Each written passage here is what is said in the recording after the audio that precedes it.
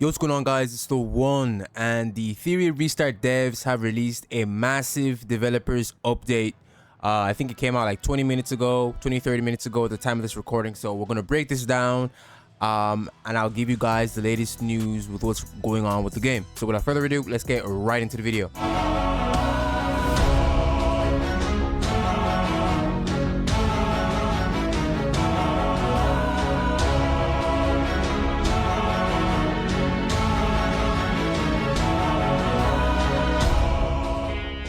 Alright, so it says here, hey hyperlinkers, we know it's been a while since you heard anything directly from us, and we want to start by saying thank you for sticking around with us.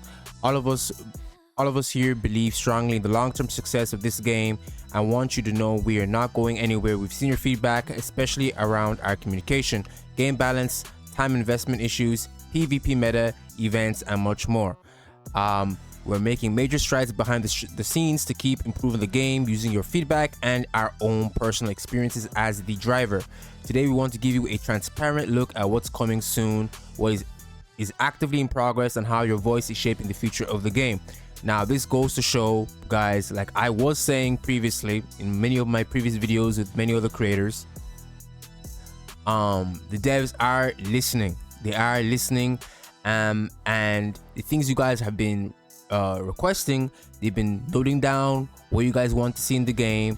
And like I said earlier, they're not gonna instantly drop everything all together. It's gonna be in bit by bit, right? It's gonna be in small parts, small portions, and that's what they have been doing, you know, with the changes that we have been seeing over the past month and a half, right? So hey, DEVS. So let's see here. So it says here, improving communication. You guys know this was the biggest thing around the game's like first like 2-3 weeks. The communication was the thing, because there's a lot of issues with what the devs said versus what other people were making up and saying.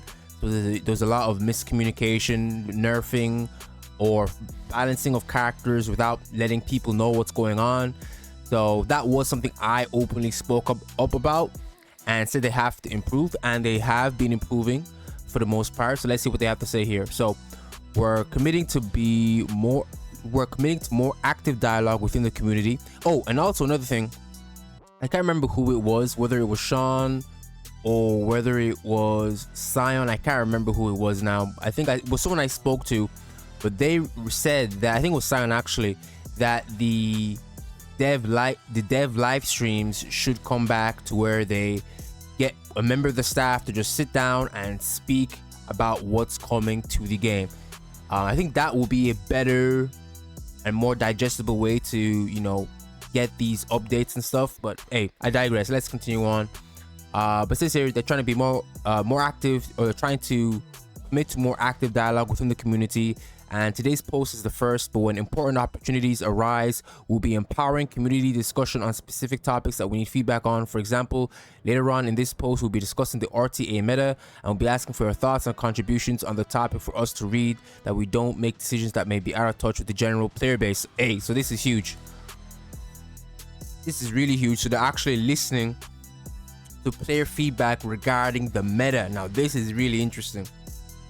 Really interesting, because usually dev companies, you know, or not even dev companies, usually the devs for these companies don't listen to the players regarding the meta, right? They just do what they want, nerf what they want, buff who they want, you know, to just sell new characters or whatever it may be.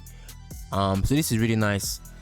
Previously we had nerfed Revelation due to many community complaints, but this came with many consequences, and they've given us more to correct. We want to be very careful forward with balancing out the meta, and hearing your voices in constructive detail will be very important for topics like these, especially as the experience between top players and casuals differ greatly and create a complex challenge to overcome.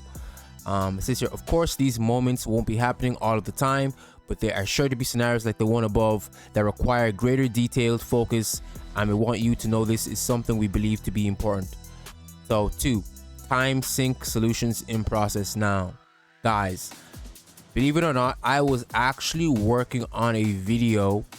I think it was going to be an honest review, because I'm working on my honest review video for the game. I don't know when I'll drop it. It will be this week. I'll drop my honest review for the game. So I guess I'll have to redo most of it depending because of this developers update. But I saw RNJ's video and he was talking about the time sink solutions, or sorry, the time sink problem in PvE right now in the game. And this is because like this game, Etheria Restart is a PvP game, right? It is essentially a PvP game. It's a PvP focused game, right? That is where the real game is it is the PvP. But however, it takes a lot of time, guys.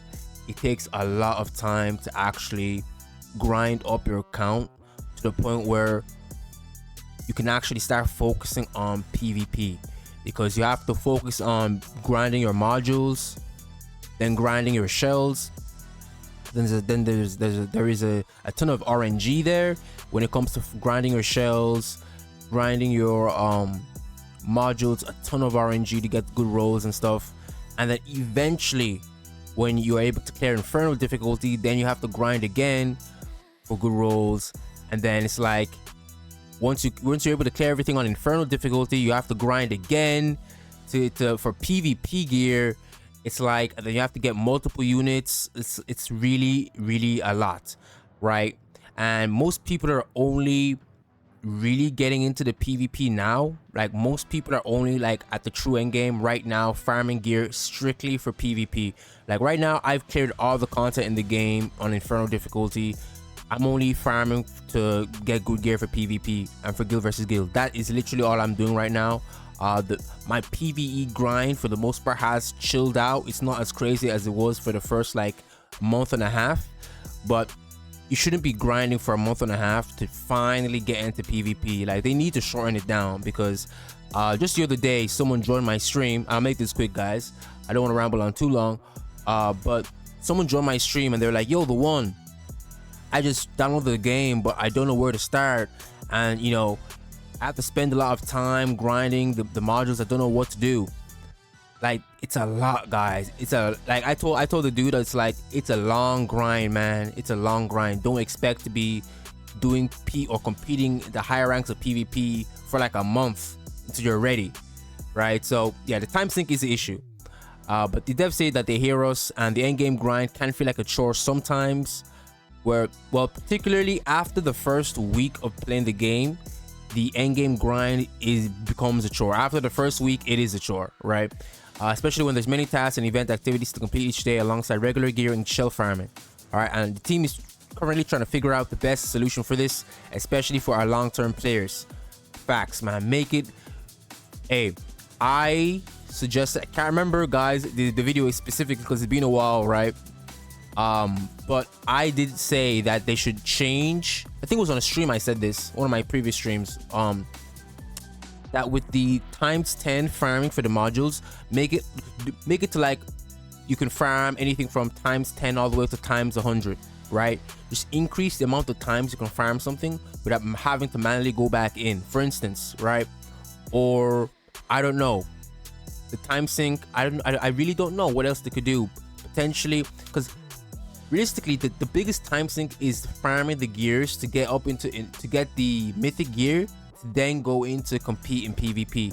So I don't know what they're gonna have to do. Maybe potentially make the bosses easier, nerf the bosses, right? Nerf the shell bosses and the module bosses further. I think that's the only thing that I can potentially see them doing, is nerfing those bosses to make it more accessible for players to farm them. Because that will reduce the time sink, right? And then by doing that and increasing the amount of times you can farm, instead of making it ×10 into ×100, for example, then that would expedite the process. But that's just an idea that I had. But yeah, the team is working on that, and they're exploring ways to preserve the health of early game autoing while introducing smarter, less time intensive farming options for the late game. Increasing available auto clears in the early game can be risky, as new players tend to be less efficient with using resources until they have more knowledge and experience. Exactly, man. This is exactly what I'm talking about. Because farming, like, man, it's a lot, guys. It's a lot.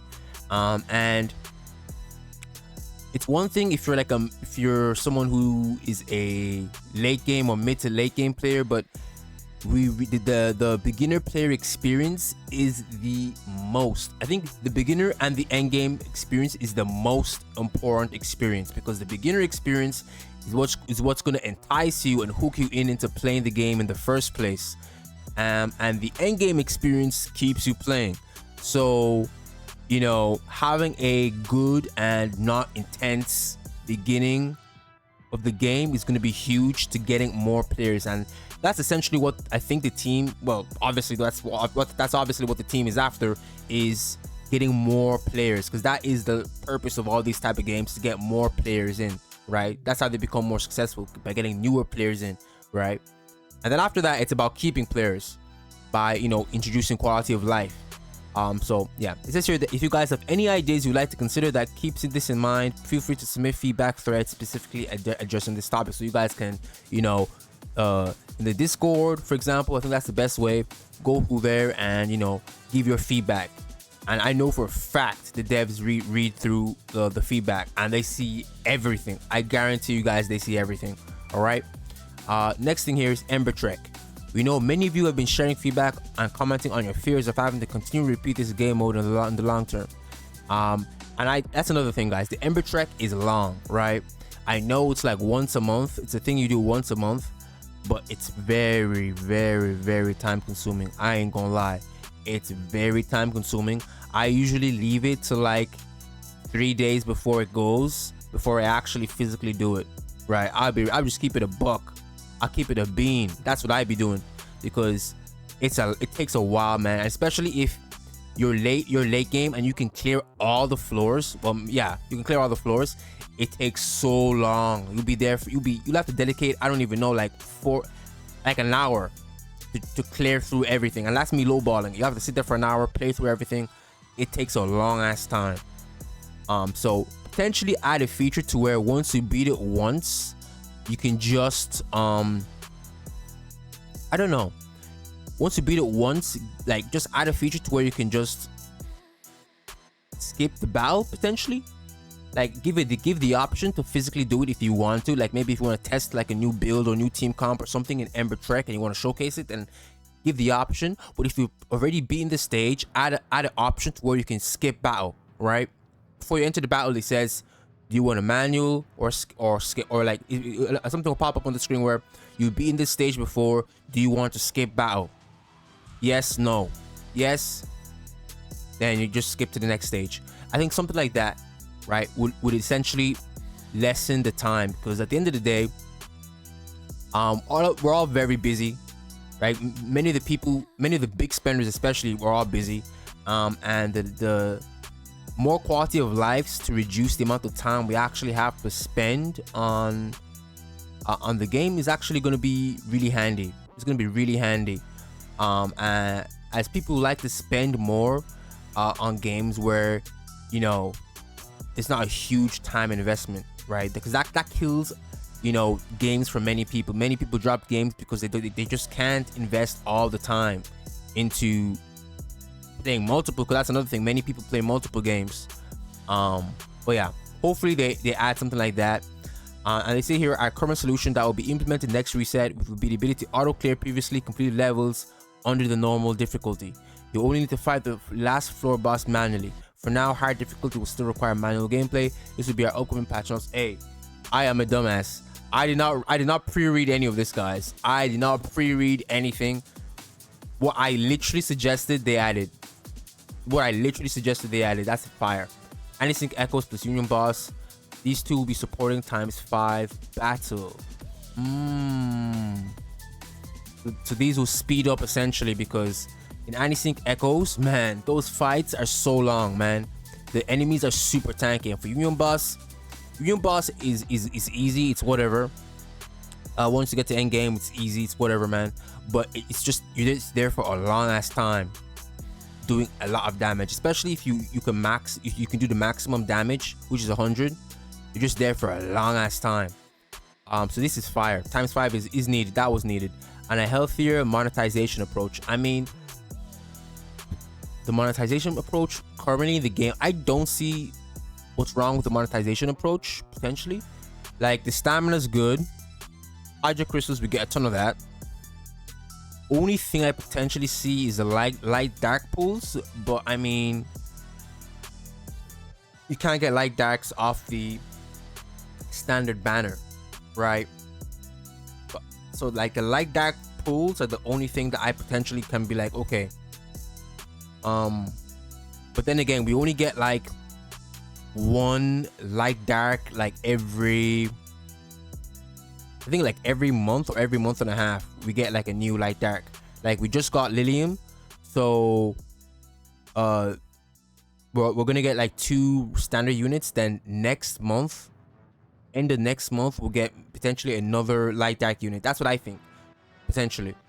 Nothing confirmed, guys. But it says here, we're actively working on more rewarding, player-friendly monetization options, the kind that feel good to support and enhance your enjoyment of the game while also respecting your time. Future purchases will focus more on value, choice, and utility. Some ideas we have are something that would involve both gameplay benefits and resource rewards. Interesting. Gameplay benefits. Offering cheap daily stamina packs. I mean, they're already offering like cheap stamina packs already, but if it's like stamina packs you can just buy like infinitely, then I think that would be fire, because then that means for like ×2 drops or ×2 drop events, you'll be able to get more modules, more whatever you're farming during the ×2 drop. That'd be fire. And potential adjustments to what is currently available in our weekly shops. Feel free to suggest ideas. Okay, the anime skins. We know a few unique anime skins are already in the works. I mean, I don't have a problem with the skins in the game. The skins of the game are cool. PvP meta and real-time arena considerations. PvP has been a hot topic, and we're taking it seriously as it will be the core of our game for years to come. We'll be collaborating directly with the top RTA players in the wider community to evaluate and address meta concerns. Games need to do this. More games need to do this. More games need to openly speak with the top RTA players, right? And the wider community to get a better understanding of the meta, because most games design the meta in a specific way. Like I said earlier in the start of the video, most games design the meta in a way that they nerf what is already in the game by releasing a new character, or for example in like Yu-Gi-Oh Duel Links, Yu-Gi-Oh Master Duel, they release a deck, for example, then the next month they release a deck that counters the deck that came out the month before, right? And that's basically how they keep the money flowing, by making the previous decks irrelevant and the newer deck the best one. So essentially, release the newer characters are the best ones, and the best ones in PvP, for example, is what gacha games tend to do. Gacha games in this type of structure. So hopefully literally they're saying it there, but hopefully let them listen to the top RTA players does help, and it does help improve the PvP state of the game. But then again, not everyone is actively playing the PvP mode. I will be real. Casual players aren't really actively playing PvP like that. Most people are still farming and still trying to like focus on the PvE, believe it or not. Like out of 100%, I'll be generous. Out of like 100%, maybe I'll be generous. Maybe like 48% of the player base is actually focusing on PvP specifically, right? Most people are still grinding for modules, grinding for shells, right? That's me just being real. That's just me being real. As this year, a mid-season balance patch is under heavy consideration. Obviously, we said we will only make adjustments between seasons. We've already shown just recently with Lilium that we are open to adjustments as long as it's necessary. That's another thing, right? I'll speak on this now because I'm gonna make a video roasting some people on Reddit that are talking shit. But Lilium was decent before the nerf. She wasn't amazing, but she was still good before the nerf. But you had people saying, "Oh, all these content creators are shitting for Lilium." Guys, on paper she looked amazing. On paper she looked insane, right? But then obviously with more testing, it turns out she wasn't as good as we thought, right? She's not as good as we thought, right? And bear in mind, she was in the game a day before the banner dropped, so no one could play with her, right? No one could play with her and see what she actually does in game, besides looking at the raw numbers and the skill details. So talking shit when no one's played with the character, and you're saying, oh, you're full of shit, you don't know what you're talking about. Guys, nobody knew what she could actually do in game besides what we could see in text. So yeah, they actually went ahead and buffed her, so she's actually one of the best DPSs in the game now. So hey, those people that were talking shit can suck a dick. But anyway, besides that, they're open to mid-season balance patches now. And they said with Lilium they're open to adjustments as long as it feels necessary. Okay, what else do they say here? In our last season adjustment, we nerfed Revelation due to many complaints about it feeling unfun and demotivating for players, especially in the lower ranks of RTA. Although this change was heavily requested by the community, it came with unexpected consequences that have allowed the bruiser meta to dominate. Unfortunately, sometimes during testing, we may not always be able to predict exactly how a meta with hundreds of thousands of players will develop, giving us a sign that we need to be more directly involved with our player base when making these decisions. So they're aware of the bruiser meta, right? And the bruiser meta is a meta that I was talking about, guys. I was the first person. I don't give a shit. I'm claiming this. I was the first person to talk about the bruiser meta once Holden dropped, right? Or even before Holden dropped, I was talking about the bruiser meta. But when Holden dropped, I was like, guys, this is gonna come. The bruiser meta is gonna be here. And look, boom, bruiser meta. So people, yeah, so those people who say that I don't know what I'm talking about, they can suck a dick. Here, there again, 2 dicks they can suck. Given that, we encourage you guys to create feedback posts. All right, so that's for more feedback on the PvP adjustments. So gear and customization upgrades. We're making big changes to how you can build and equip your character. The module essence shop is being overhauled to allow more flexibility. I'll be real, I don't even use the module essence shop. I just be raw dogging it and farming modules. But yeah, they're adding that so you can buy modules with confirmed main attributes and sub attributes. That'll be handy.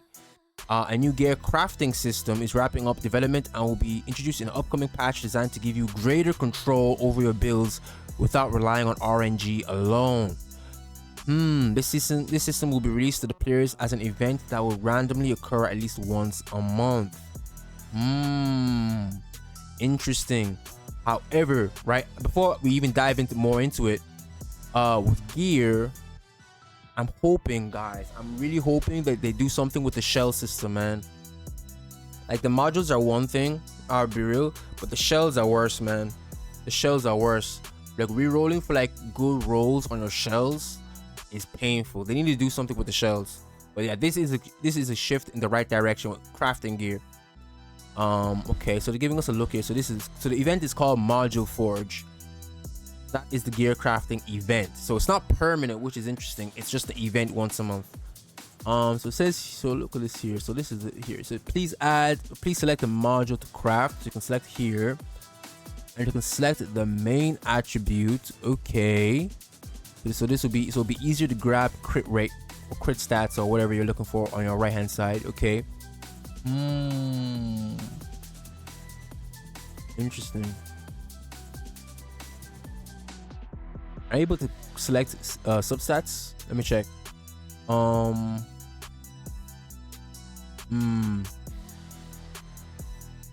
think it's only the main stack. I was thinking if it's substats as well, if you're able to select like speed or something, that'd be huge.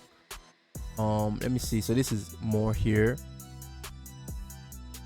Reconfigure attributes. Hold on a second. Looks like you can also reroll your substats potentially, or reroll for more of your substat. This is huge. Oh, never mind. Yo, look at this speed. Oh yeah, this is massive. Yeah, this is huge. And use some sort of currency to roll. I thought this is really huge, so I was right. This is huge. This is gonna change the game massively. This is huge. Infernal Rengokutsu, help is on the way. We know the Infernal Rengokutsu boss has been a wall for many of you. I've been able to clear it on Infernal difficulty, but man, guys, I've probably spent like 2k on my account. I'll keep it a buck. I spent like 2k on my account. I only like a couple weeks ago cleared Infernal Rengokutsu, so that's saying a lot. We know the Infernal Rengokutsu boss has been a while. Okay, it says a new banner is coming that features a character specifically designed to help crush Rengokutsu and other challenging PvE content. Each animus has been tested in various ways, specifically against Renkokutsu, and we found the content to be much easier. There will be multiple strategies and synergies available with the kits. For example, try them out with Lilium. Now, you guys know, on my channel, I like to keep my word of being the arbiter of truth, right? And I'll keep shit real. Now, this is not a good look for one reason alone, because I know people, there's a lot of people on the internet that have a hate boner for this game, and I was gonna make a video on this, but it's a video that I just never made for whatever reason, because I've just been busy as hell. But many people have a hate boner for this game, right? Many people have a hate boner for this game and want to see this game fail, so they're looking for anything to hate on this game for. And the devs releasing a character specifically designed for a game mode or for a shell boss to make it easier isn't a good look, because people will be like, oh, they're just releasing this character to sell or to make money. But yeah, so people won't see it as them helping us out, and they'll be like, oh, they're just doing this to make more money.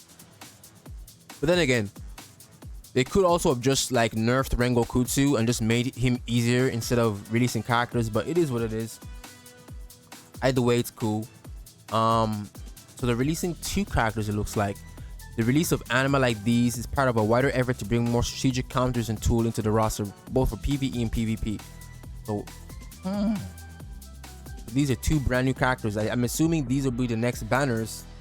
Yeah, after Lilium goes away.